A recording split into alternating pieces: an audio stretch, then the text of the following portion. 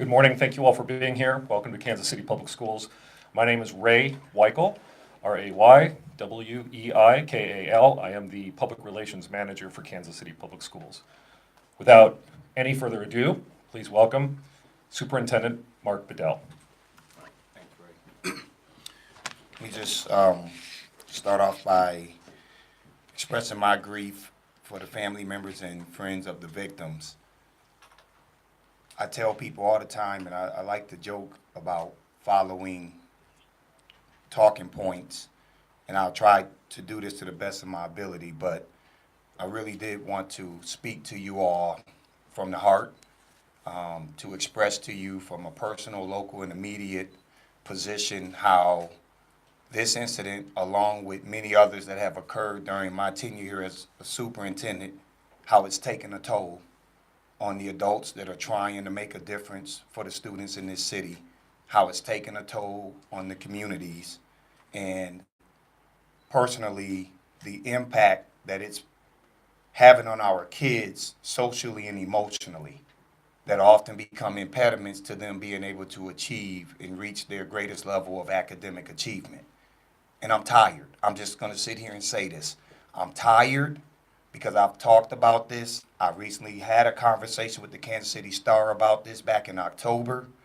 I've talked about the amount of crimes that are taking place and how it impacts a lot of the students and families that we serve. Last night, I finished work. I went over across the street to the Linwood Y to coach 7-year-old girls that are learning how to play basketball. After that, I went over to Central High School because students were asking me during my visit yesterday, are you coming to our game? I went over there yesterday. I couldn't stay the entire game because we had another game that was taking place over at the Anderson building. I left Central High School at around 8:13 with my 7-year-old. We parked our truck in front of that building, and within 2 minutes of getting to the light over at 31st, I receive a phone call, are you still in the parking lot? Now, I'm trying to understand why am I receiving a phone call after I just left the building 2 minutes ago. And after the fact that when I walked into that building, I saw some restored hope from this community. I saw well over 200 people in that building, packed. There was no seats in there to come and watch Southeast and Central High School play for the IL championship. And I said to people that I spoke with in there, it's coming back. Look at the revitalization of this school district and this community. They are out here and they are excited and they're out here supporting our students. And then they receive a phone call that someone had been shot in the parking lot right after I left that had nothing to do with the venue. Absolutely nothing to do with the venue. Very disheartening as a superintendent. And here we are, we're trying to advance this school district. We had a positive press conference last Friday about the progress we're making, and I have to now have a press conference about things that are beyond the control of a school district. We cannot do this on our own, and people cannot expect the school district to solve all of the community problems. Our job is to educate. Our job of our board directors is to provide oversight, to evaluate the superintendent, to build a budget, to apply an equity lens in the work that we're doing, to make sure that every single one of our kids get a fair shot at succeeding. But there are variables that are beyond the control of what a board of directors can do, a superintendent, his or her administration, and the 2,200 employees that are in the school system. We need help. And I've asked for this help multiple times. Because, see, these shootings aren't a KCPS problem. These kids bringing guns to school districts, that's not a school district's problem. That's a community problem. And at the end of the day, we want to be held accountable for advancing these students socially, emotionally, and academically, but we got to have help. Our strategic plan specifically speaks to it in Pillar B that schools cannot do it alone. That schools cannot do it alone. And I said to my staff, I pray that we have not gotten to a point as a community, where our hearts have become callous and cold to the impact that these senseless murders are having on the people in this community and the students that we serve. So let me give you a couple of facts. We've had 16 homicides since January 1st, 2019, of which 10 of those victims are under the age of 24. Last year, we talked about the number of students that had been shot in the school district. As of October of last year, 12 students had been shot, 5 had been murdered. No outrage. It's unacceptable. I got a staff of teachers over at Central High School right now mourning, and another 400 to 500 students mourning. And it's just becoming too common. How do you expect the kid to come and learn under these kind of conditions? I watched that video last night. I watched my 7-year-old get in that car. Right where the missed bullets went, that's where my truck was parked. So I'm shook by this right now. And then I want to make sure that everybody use context and let's do our full research before we make assumptions about things that we put out that aren't true. Because there are facts and rumors that are going around that's not true about what happened. This was not a KCPS issue. It occurred on our campus. The student was not a KCPS student currently, but it gets painted that it's KCPS.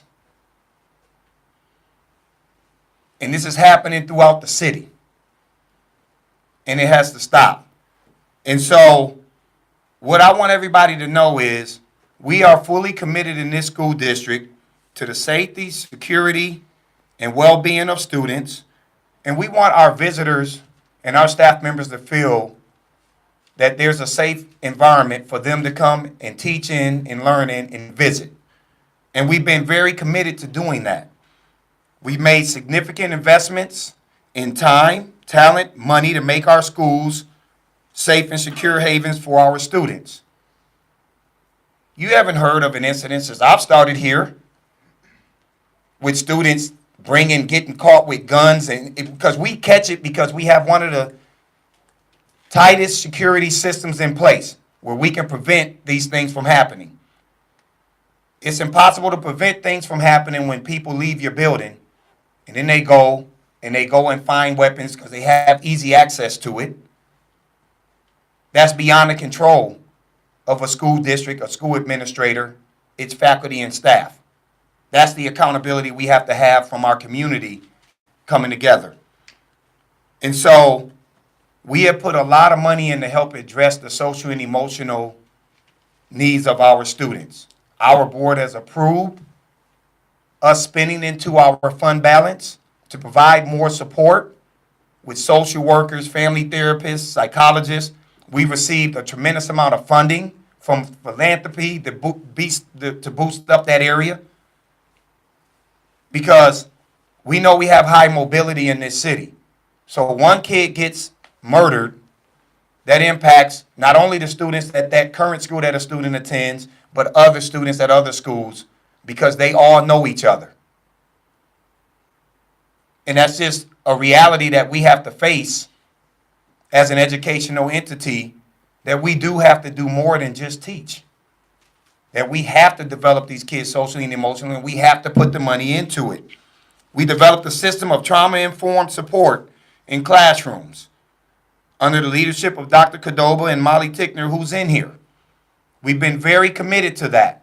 You know why? Because in our strategic plan, under goal number 2, it talks about developing students socially and emotionally. That's part of the reason why I was proud of what I saw last night, because goal 2 also talks about increasing extracurricular activities and opportunities for our students. And when you saw what I saw last night, we know that this strategic plan is making a difference. We saw a rebirth of people having pride in what was going on with our athletic programs. And that keeps students out of trouble and off the streets. We have reformed our discipline system in order to end the school-to-prison pipeline. We've been very intentional. Our partnerships with the Center for Conflict Resolution, Ad hoc Committee Against Crime, there are a lot of different things that we're doing. We're addressing implicit bias. We're training our people on that. So we're not punitive. We don't want to suspend kids for minor things that can easily be addressed by just talking to them. That keeps them in school and on target to meet their graduation requirements. But as I stated earlier, KCPS cannot cure the illness of gun violence by itself. We can only try to lessen the bleeding. The cure will have to be developed by the entire community working together.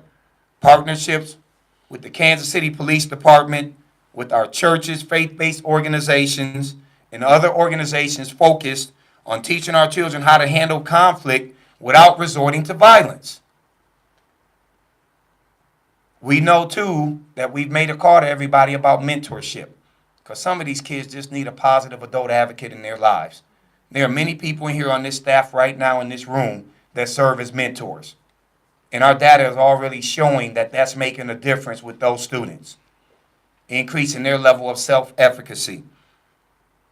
So I want to thank you all for coming today, having an opportunity to hear from someone who was actually there last night, who's struggling to sleep behind this, because this isn't fair to the victim. It's not fair to the person that shot this young lady, and it's definitely not fair to the family and the students that we have to serve, that they don't feel that they can go to an event without something breaking out.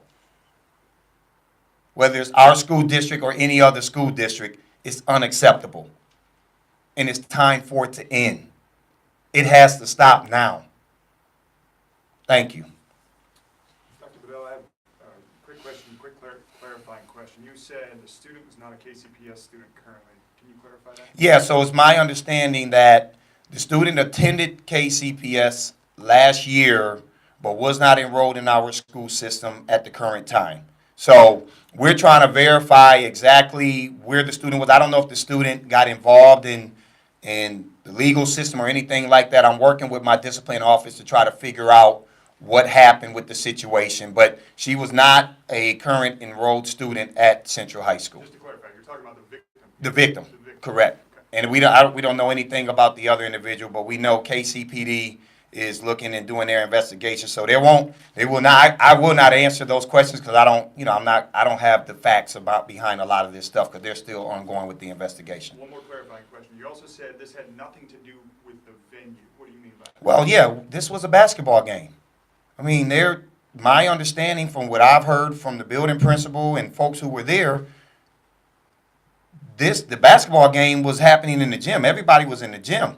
My understanding was, I don't know if there was some talk between the two individuals, and then at that point, folks were told, hey, we're not going to put up with any of that here. Folks were told to leave. Folks were escorted to the vehicle. My understanding was they left, they came back. But at the end of the day, this had nothing to do with what was going on. This wasn't our Southeast kids and Central kids getting into it. It wasn't, had nothing to do with the venue. You said that there were some things that were out there that were inaccurate. Besides the fact that this victim was not a student at KCPS, is there anything else that has been out there that's inaccurate? Yes, my understanding that there were some things brought up that they were fighting inside of the building. That my understanding was there was no fighting that took place inside of the building. Was it more talk? That's what I was told. Absolutely. So there was no physical. Right. Absolutely. Okay. And that's what people were saying. A fight. Well, the fight took place and they just put folks out, and that's not true. So an argument is more That's- appropriate. That's my understanding. Okay. Correct. Anything else besides that? I think that was the big one. One group escorted out before the other group? Yes. Okay. Can you talk about the policy when you have such disturbances in that stuff, just to policy in whole, what's supposed to occur and that stuff? Yeah, I mean, I think at the end of the day, our job is to make sure that any venue that we have, that people are safe. There is protocol that we follow. If people get into some disagreement, we will remove people from the school site. And they do it in a way where they will let one group leave, and then if there's another person involved, that person leaves later. They are to get off of our campus, and the bottom line is when people get off of our campuses, they get in the car and they're gone, we assume that they're gone. I think that's with any venue. Somebody can easily hop in their vehicle and then decide to come back, and next thing you know, they're waiting or they're looking to continue this, or they may pull up around the corner and wait to see if they can find the person.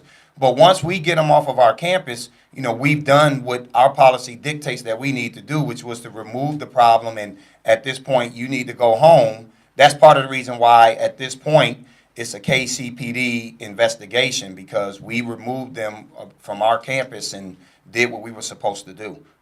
But the shooting did happen on the campus, correct? Yeah, yes, it did. Did you see any of the argument at all? I wasn't there. I had probably 2 minutes. I left 2 minutes before this stuff happened. I mean, I saw the video. I mean, as soon as I left, that's when, probably 2 minutes later. Is the video available to us so that we can put it out? I don't think it is at all. Nope. Okay, so you also mentioned this idea that you walked in there last night, you said it's coming back, right? There's this feeling of coming back, and then you also mentioned, hey, there's this shooting that happened. Do you still believe it's coming back? I still believe it's coming back. I think part of the reason why we continued with the venue was because we had hundreds of people in there. And at the end of the day, there was nothing that we could do anyhow. Even if we said we were going to cancel the game, nobody could leave anyhow because there was an investigation being conducted. We went on with the game. It turned. I think they lost pretty badly, but at the end of the day, everybody that was in there enjoyed it. They had a good time. We found both schools ended up tying for the IL championship and getting ready for playoffs. But I said this to my team, we can't be held hostage under this kind of stuff. I mean, we just can't. We can't retreat. We have to show some resolve, and we have to be able to let people know that we're not going to operate in fear of being able to do the things that we need to do. And I want this community to believe that, at the end of the day, we have to start standing up to these types of things. Do I believe it's coming back? Absolutely. Absolutely. I mean, I saw it at the field house a couple of weeks ago. I saw it last night at Central. And I don't want our community members and people to get discouraged behind this incident, because we're on the brink of something great. I really believe that, from socially, emotionally, and academically. And we're seeing it all come together, right? It started before I came here, but when we put that strategic plan together and we turned that into a community plan, it has been embraced by this community, and people are starting to show up, and they're starting to do more to support our district. But we just have to have this support now around the advocacy outside of the schoolhouse to support our students with some of the trauma and some of the emotional distress that they're dealing with that extends way beyond 720 to 220. What do you say you said that we can't let fear, ruin this. But what do you say to people who are fearful, the parents, the students? I mean, even you said your 7-year-old was getting in your truck where the bullets were. That's scary for you. It is. So what do you say to those people who are scared, who may not come back? I mean, I think that's part of what we're doing now, is to say that at some point we have to have mobilization in the community to stand up to it, right? And I think if we all just say, well, it doesn't impact me, it wasn't my immediate relative or next of kin, so I'm not going to worry about it, then yeah, we will continue to operate in this culture of fear where we don't feel safe in our communities and that we don't want to come out and support. And I'll tell you what happens is then you have a breakdown of a school system, right? Because part of what makes school systems work well is community mobilization around the school system and people believing and approaching it from a resiliency lens versus a deficit lens. And that's part of the reason why I wanted to do this press conference, is to let people know that there is hope and we are going to fight. We're not giving up, but we are going to make sure that we call it like we see it, and that we make a call out here to everybody that it is time to stand up. It's just time. Is any security protocols that you're gonna look at that possibly may be different in the future? For instance, when you escort somebody off the property, making sure they're not coming back on the property or things like that? Yeah, absolutely. I think we will review it. I mean, we had a tremendous amount of security there. I went in there, and I tell you, I was talking to all of them, just like at Anderson. We went over to Anderson. I think Lincoln was playing East High School, and there were probably at least 4 there for that game. So we have more than enough security. I think we'll take and review the video and look at things, and it's always something you can learn from. Even when we talk about the 82.9% that we got on our APR, we also noticed that there are still gaps in there. There's a lot of gaps that we have to address. So there's always an opportunity to learn from any of these types of situations and to really look at our procedures and our policies. And if we have to make changes to it, we will. Based on your analysis 12 hours later, I mean, do you feel like policies were followed in this case? Absolutely. Okay. Dr. Bedell, you said that there are some conflict resolutions programs that you've implemented, but more than often, a lot of these verbal altercations, weapons are brought in. What's your message to the community, those parents watching, to try and shift that mindset at home that you can't bring a gun into a fight? Yeah, I just think a lot of it is us getting together as a community and even bringing adults in. I think we've been very intentional with some of the work that we're trying to do with our Family Engagement Division, our Family Empowerment Institute that we're getting up. Being able to educate our people on our adults, right, on how to advocate for themselves, how to advocate for their children, and then how to be able to resolve conflict in a more diplomatic manner. And I think our district's being intentional with that, but we don't have enough personnel to be able to do this citywide. You're talking about 26,700 students when you think about all of the students that are in our boundaries, and then you're talking about a 40% mobility rate. So you have a lot of people in and out, and especially in that central area, that's one of our highest areas from mobility standpoint, but also from an eviction standpoint. So being able to have it static is something that we just have to kind of figure out together as a community. It's just not as easy as it seems to talk to people about how to embrace conflict resolution, how to bring them in and get them to get some of that type of training and work from the Center for Conflict Resolution. So I think it's something that has to happen organically, where we sit down and we begin to have these conversations with the leaders in the city, but with the average person in the community, letting them be at the table and have voice. I mean, we could talk about, trying to get diverse people from different sectors of the community to be aware of this, but it's about inclusion. Who actually gets to have voice in how this is going to be shaped is going to be critical. What are we missing? You know what? That's a great question. I would tell you, I just think there needs to be this sense of we're taking it back. We're done. Somebody's got to stand up. I can tell you that, and we can't be intimidated by this kind of stuff, right? And I think too long, a lot of our communities, east of truth, have been held hostage by this stuff, right? And I'm just telling you that because that's the kids that I serve. I sat in that school yesterday at Central with my deputy superintendent, and we spoke to 4 girls. All 4 of those girls are going to college. 1 to MU, 1 to Dillard, 1 undecided, 1 to Penn Valley to work on her associates, and then she's going to transfer to Central Missouri University. And when I sit there and I listen to some of the stuff that they're having to deal with, that's beyond their control as a high school student, the stuff that my 11th grader and my 10th grader won't ever have to deal with until they're adults. It's unacceptable. But it's the reality. They're dealt that hand, and I can't have low expectations for them because of that, and I can't allow for them to use it as a crutch, so I am going to hold them highly accountable. But I'm also give you a shoulder to cry on, but then I'm going to tell you what you're going to have to do to get through it. But I bring that perspective because I lived through that. My 17-year-old brother was killed in a drive-by. My sister was murdered right after I signed the contract to come here, found 30 minutes outside of Rochester, New York. So I know what these kids are living through. And I'm trying to tell them that I get it.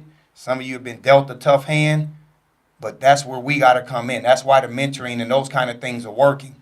But we can't be afraid. Can't be afraid. If you're afraid, it's over. We're defeated. All right. Thank you. Thank you all very much for coming.